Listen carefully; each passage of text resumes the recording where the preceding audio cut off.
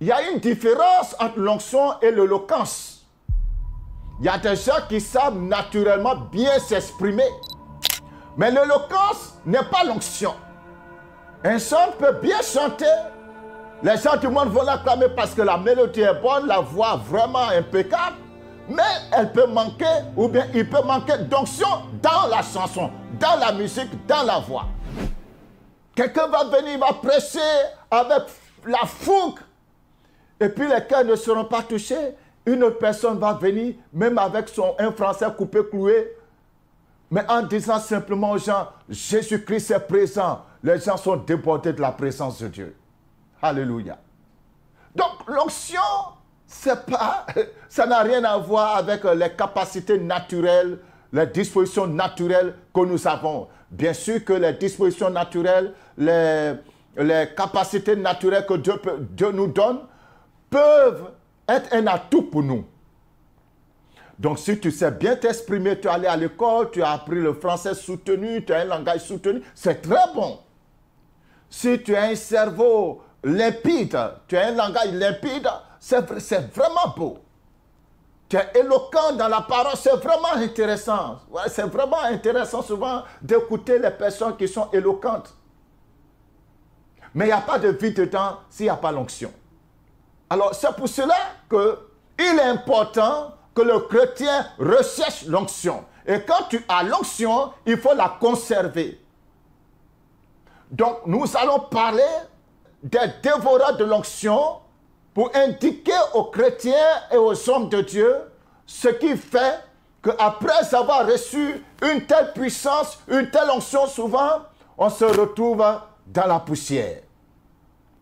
Aujourd'hui sera la première partie. Prochainement, avec la grâce de Dieu, nous allons continuer. Donc, les dévoreurs de l'onction, première partie. Nous allons dans les Écritures.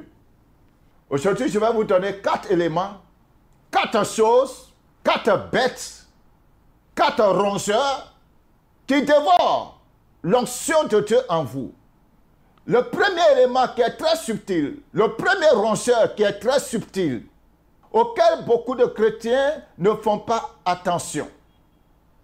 Le premier rongeur, le premier dévoreur de l'onction que je vais citer, c'est l'amertume, la tristesse. L'amertume et la tristesse sont des dévoreurs de l'onction. Vous savez, l'onction émanant du Saint-Esprit déborde, s'épanouit dans un cœur joyeux. Alléluia. Quand ton cœur est joyeux, quand un peuple est joyeux, quand un serviteur de Dieu est dans la joie, quand un prophète est dans la joie, alléluia, l'ébrosokol. Quand un enfant de Dieu est dans la joie, la présence et l'onction du Saint-Esprit découle et coule en lui comme des fleuves d'eau vive. Et cette onction peut déborder à une dimension d'exploit. C'est pour cela le diable nous entoure de beaucoup de situations pour plonger notre cœur dans l'amertume. Un prophète dans la Bible, attristé par les situations qu'il voyait autour de lui, n'arrivait pas à prophétiser. Et quand on lui a fait appel par rapport à une situation, il a demandé qu'on envoie quelqu'un pour jouer la musique. Il avait besoin de remonter son esprit, de réveiller son esprit dans l'adoration, dans la louange, dans la célébration. Et c'est ainsi que l'onction a coulé et il a commencé à prophétiser. Voulez-vous voir la suite? Alors restez connectés à notre page, l'Autel du Dieu Vivant. Vous venez de suivre l'émission La Trompette du Réveil. Vous recherchez une église vivante pour le salut de votre âme. Vous avez besoin d'une assistance spirituelle. Alors, rejoignez les églises de l'Autel du Dieu Vivant, le lieu où l'on rencontre Dieu.